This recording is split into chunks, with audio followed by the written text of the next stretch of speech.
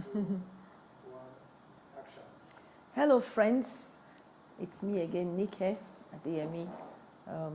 Just wanting to encourage you in your life's journey. Today I want to, encourage us about walking with Him, about, walking with Him and overcoming stress and overcoming just, striving in our own strength.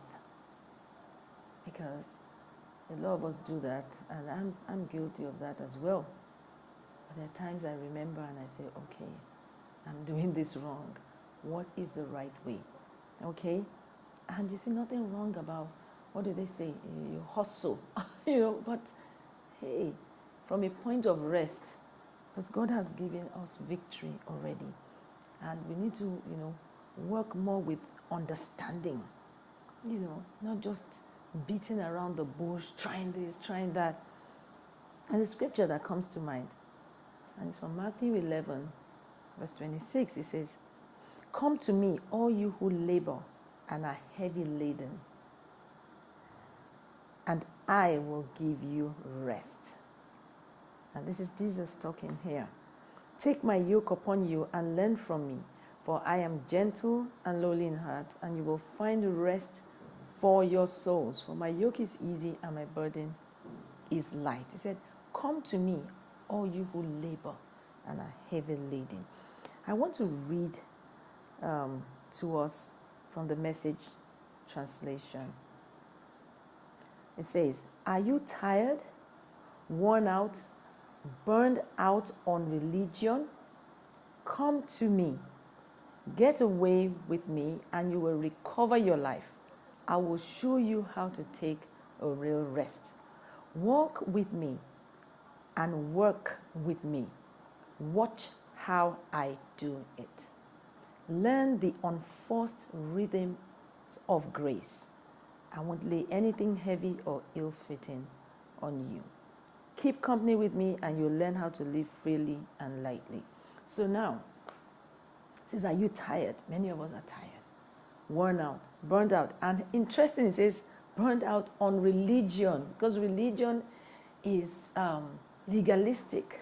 Religion is many times a list of do's and don'ts. Religion is, hey, if you don't do this, you're going to die. Religion sometimes brings guilt. Religion sometimes is just going through the motions and the works, going through activities, in the name of serving Him. But He's talking about a relationship. A relationship, you only come to someone, that you have a relationship with. And He said, come. Are you tired? Are you heavily? Are you carrying it? I don't know what kind of load you're carrying today. I don't know what kind of burden you're carrying. I don't know, what burden have been put on you. Many times you could be, leader, head of an organization, the head of your family, the oldest in your family, or maybe even the middle child, but you seem to carry everyone. Everyone comes to you with their problems. Who do you go to? How do you work out your life so that you do not just suddenly fizzle out or, God forbid, drop dead? He said, come to me. Get away with me. But you can't get away because you're like, if I get away, this work will, this office will not run. These guys, they can't do this work without me. This family, it's me they all come to. Hey, do you want to wait till you're no more? And then you see how they will continue in life. Jesus said, look, come to me. Get away with me. And this getting away doesn't mean, okay, go on a lifelong retreat, or go to some mountain for 7 days. This just is a daily thing. He said, walk with me and work with me and watch how I do it. He says, learn of me.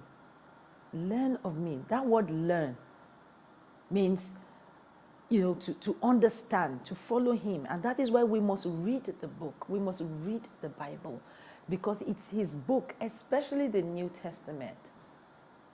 Read His words. I like, in the whole of the Bible, because some people say in the Old Testament, there's some places that God, people killed, they fought, they did all of that.